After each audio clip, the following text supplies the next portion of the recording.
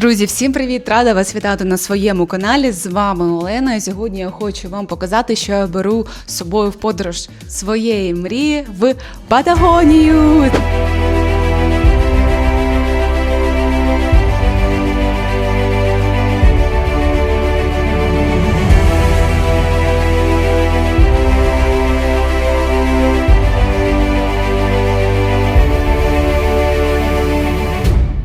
Взагалі те, про що я мріяла дуже давно, також збирала на це кошти дуже довго. Про ціну ми поговоримо трошки пізніше. А сьогодні, що ж вам обов'язково треба взяти, якщо ви також зберетеся в цю подорож. Також хочу нагадати, що зараз на південній півкулі зима, тож я їду в Патагонію в не сезон. Але я подивилася дуже багато відгуків, дуже багато оглядів. Сподіваюся, що все одно я побачу всю красу, яку запланувала. Я буду там 3 ночі і повні 3 дні. 4 дні, але повні 3 дні. Що ж я беру з собою? В першу чергу, почекайте, давайте цю штуку ось сюди. Ну і в першу чергу, куди ми все будемо складати, це ось такий рюкзак мого чоловіка. Я не знаю, скільки йому років, я думаю, років 10. Я знаю, що він купляв його в Декатлоні, тому що фірма, яка продається в Декатлоні. Чому я його обрала? Тому що тут дуже багато відділень, і маленькі кармани, і для ноутбука, і спинка, знаєте, така тверда. Тож це взагалі для мене дуже зручна річ. У мене в квитках, щоб мікрофон не заслонити, у мене в квитках тільки ручна поклажа. І мені насправді на 3 ночі цього більше, ніж вистачить, тому що більшу частину одягу, знаєте, такого об'ємного для зимньої пори, я одягну одразу на себе. Тож, рюкзак. До речі, що я хочу вам сказати, я ще не розповідала про це ні в одному відео, про ціни в Аргентині, я була трошечки в шоці. По-перше, ми приїхали сюди з теплої Бразилії. До Бразилії я була в Україні, і в Україні їхала сюди через Іспанію. Тож у нас взагалі не було теплих речей. Все, що тут у мене є, це все я купила тут, тому що у мене одні футболки, джинси є одні, пару штук, плаття, юбки. Ну, коротше, взагалі ми були не підготовлені до того, що в Буенос-Айресі та ну і взагалі в Аргентині так холодно. Знімаю на заході сонця, зараз вже трошки стемніло, буде магія монтажу.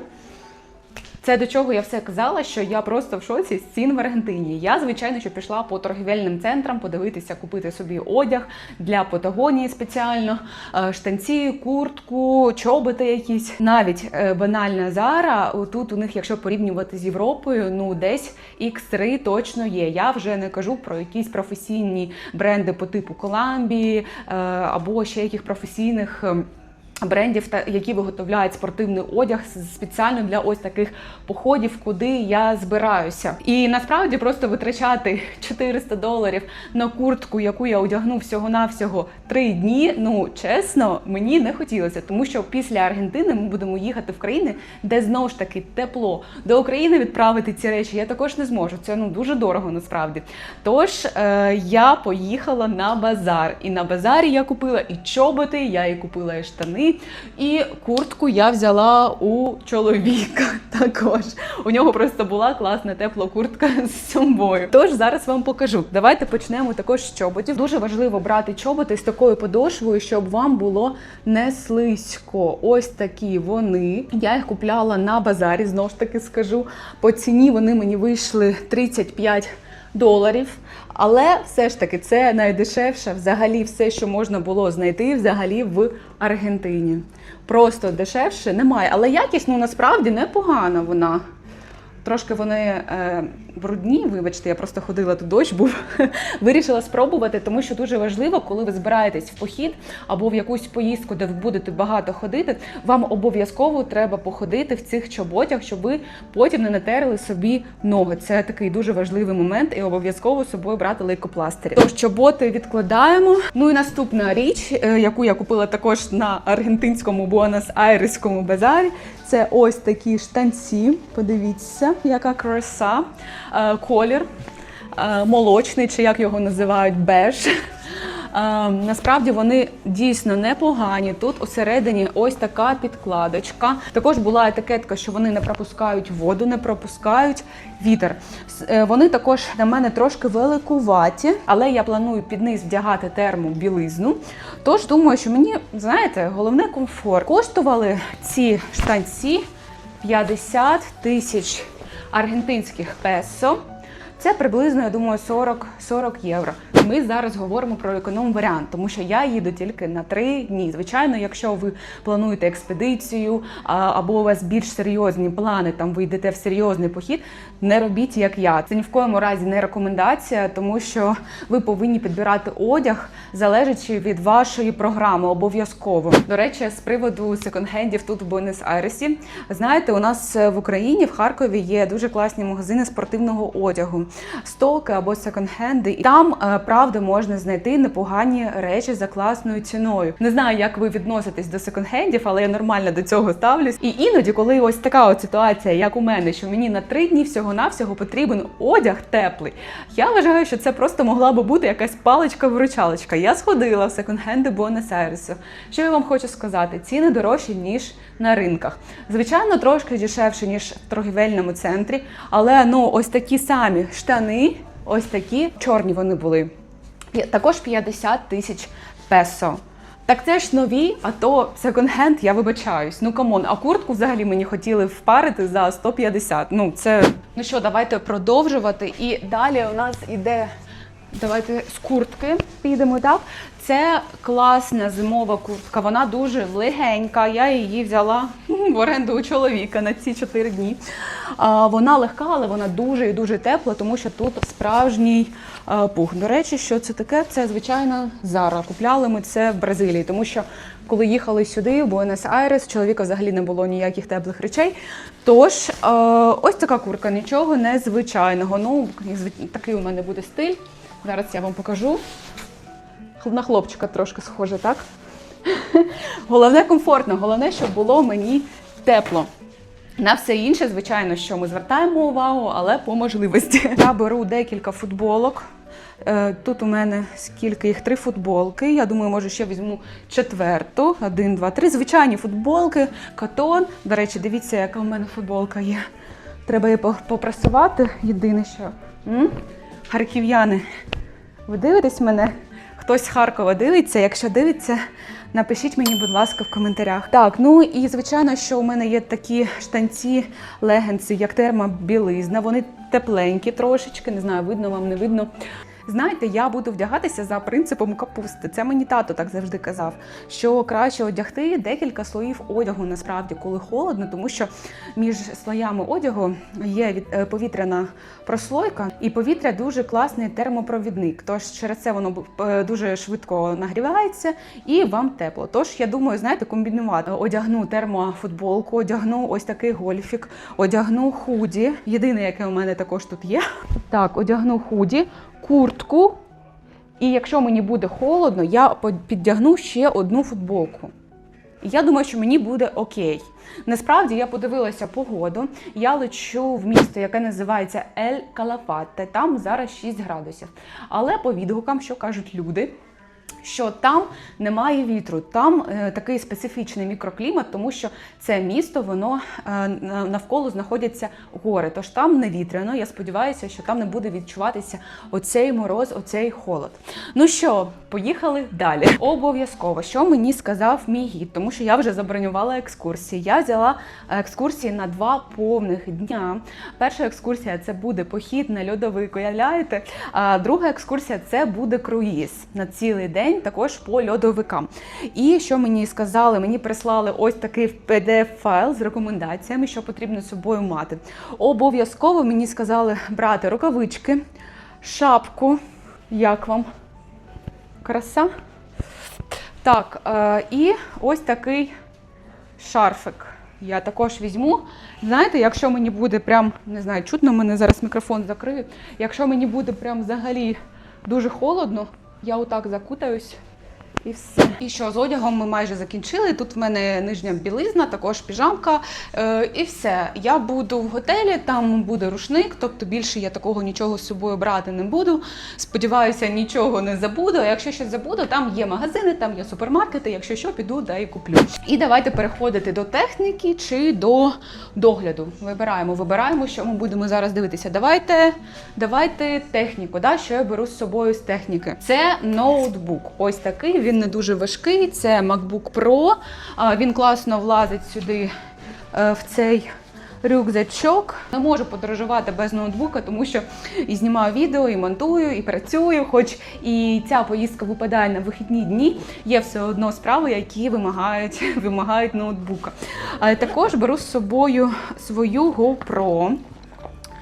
В мене 9-та, вже старенька. Боже, скільки років назад ми її купляли? 5 чи 4 роки тому назад. Вона вже потребує, можливо, апгрейду. Але насправді для відео я її дуже-дуже рідко використовую, тому що мені насправді вистачає айфона. А камеру я використовую GoPro тільки коли там під водою хочеться познімати, або коли там горнолижний курорт, щось таке. Беру мікрофончик свій, такий, як в мене тут. У мене DJI Mini, ось такий пак. Взагалі задоволена, супер якість, супер. І для людей, хто навіть не дружить з технікою, дуже легке в використанні. Що ще такого з техніки обов'язково? Це навушники. В мене ось такі AirPods другі, вже досить старенькі. Я не знаю, скільки їм років. Їм, мабуть, років 6-7. Господи, як час швидко йде, вам не здається? Але обожнюю, мені не подобаються Pro, ці вакуумні, це не для мене, я старої закалки. Так, обов'язково зарядка для телефону, обов'язково павербанк, ось такий в мене, боже мой, подряпаний вже, але який є. І обов'язково, що ще треба вам взяти з собою, це також зарядка на павербанк і на GoPro. І обов'язково візьміть з собою, і коли ви подорожуєте в Латинській Америці, завжди перевіряйте, які тут розетки. Тому що де би ми не були, Уругвай, Бразилія, тут Аргентина, вони тут всі різні. От всі різні. І я в кожному місці купляю собі новий такий перехідник. Не знаю, як буде в Патагонії, думаю, так само, як в Буенос-Айресі. І так само ще я беру штатив. Але зараз на ньому стоїть мій телефон, тож не буду показувати, який в мене, але в мене самий звичайний.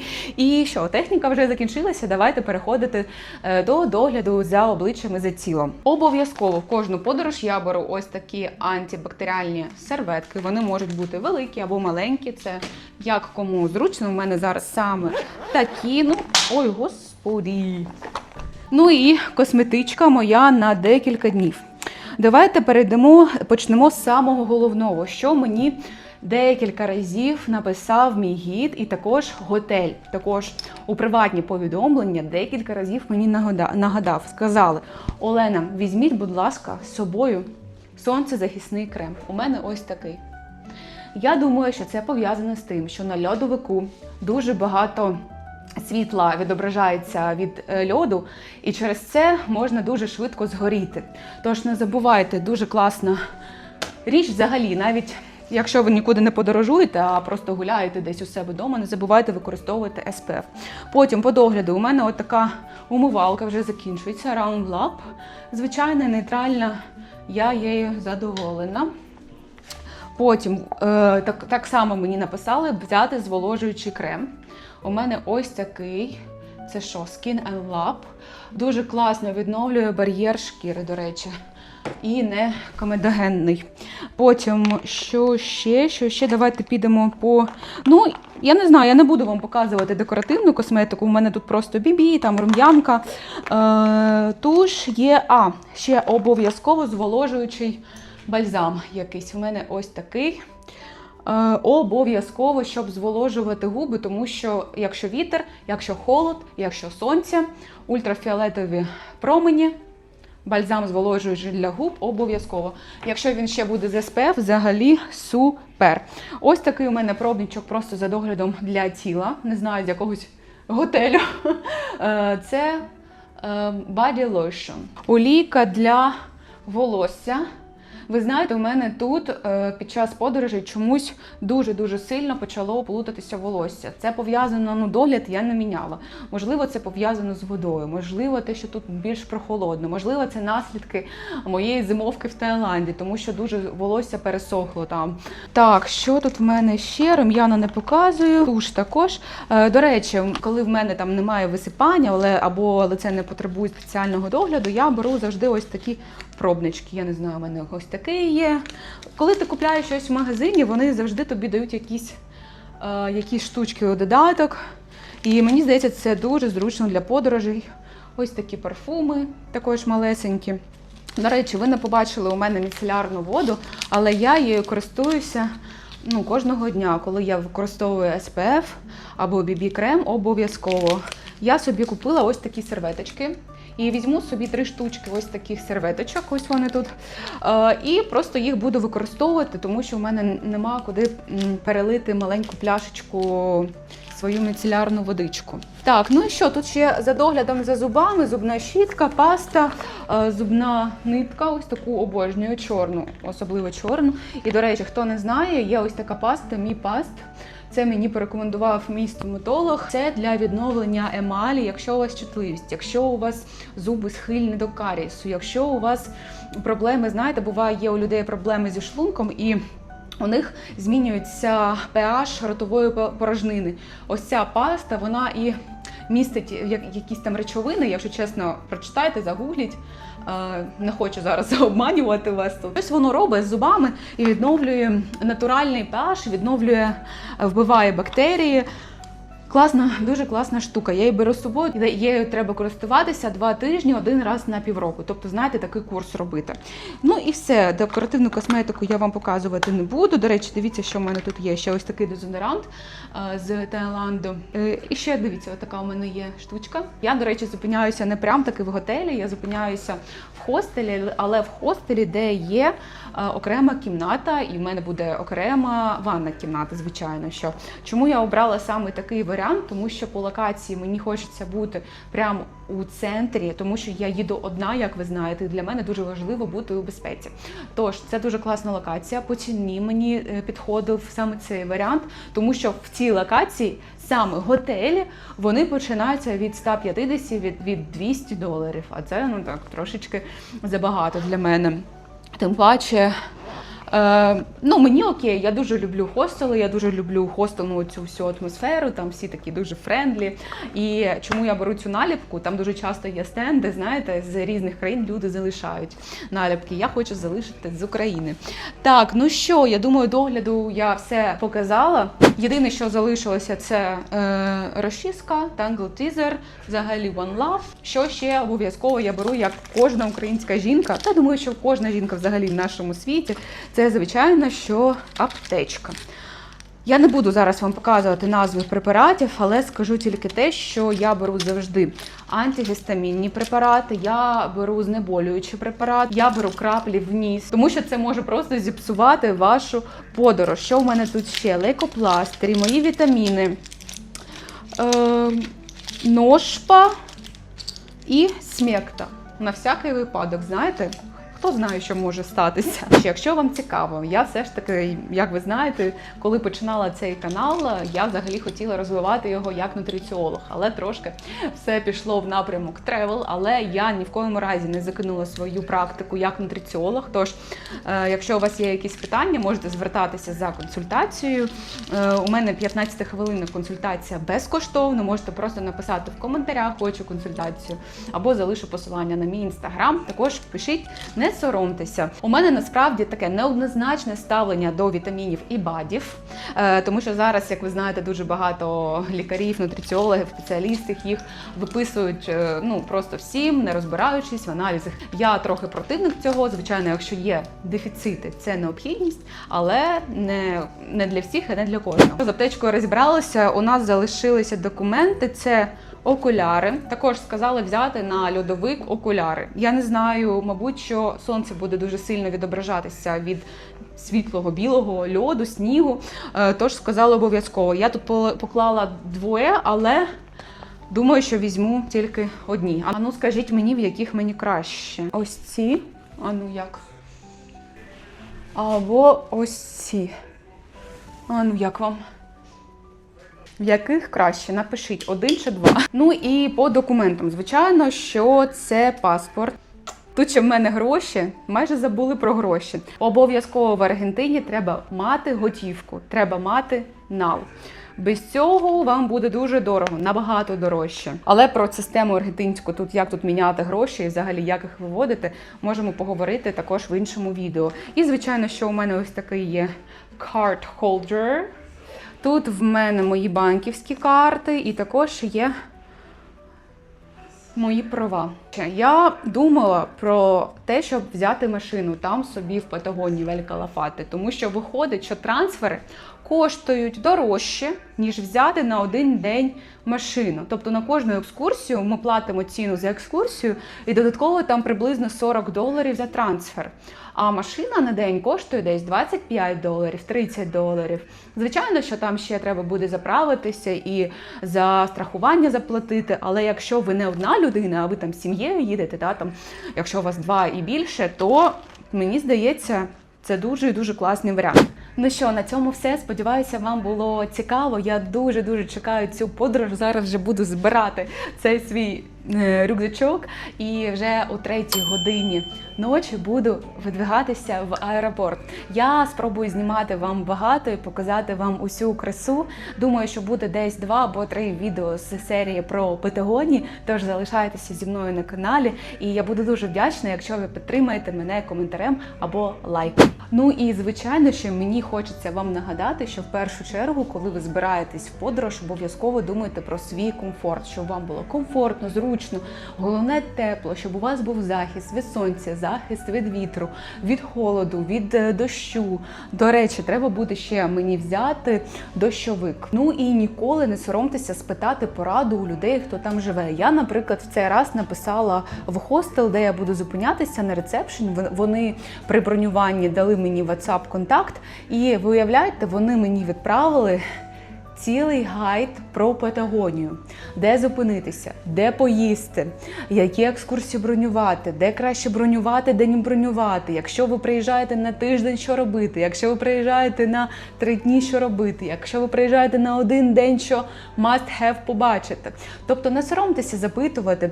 І я запитала з приводу одягу, тому що я була дійсно розчарована тут торгівельними центрами в Буенос-Айресі, і мені хлопчик написав, що у нас можна орендувати одяг, уявляєте? Тобто можна було мені не купляти чоботи, там можна взяти в оренду. Коштують вони 15 тисяч песо на 1 день. Куртка так само 15 тисяч. І штанці так само 15 тисяч. Тобто можна скласти, наприклад, найголовніше, штанці, куртка і чоботи. 45 тисяч аргентинських євро на 1 день. Це десь, я думаю, $35 на день.